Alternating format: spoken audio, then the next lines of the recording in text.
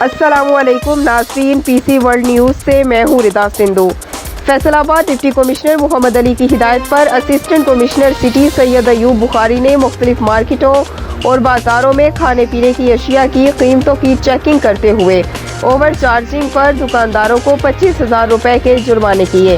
हमारे नुमाइंदे खुसूसी पाकिस्तान गुलाम दस्तगीर की रिपोर्ट के मुताबिक असिस्टेंट कमिश्नर ने दुकानों पर फल, सब्जियों समेत आटा, चीनी और किराने की अशिया मुकर्ररा से जायद निरखों पर फरोख्त करने की पादाश में एक्शन लिया।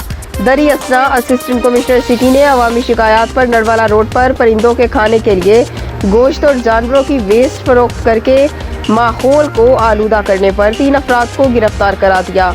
उन्होंने कहा कि ऐसे मनफी फेल में मुलव्विस अनासिर कानून की गिरफ्त से नहीं बच सकते।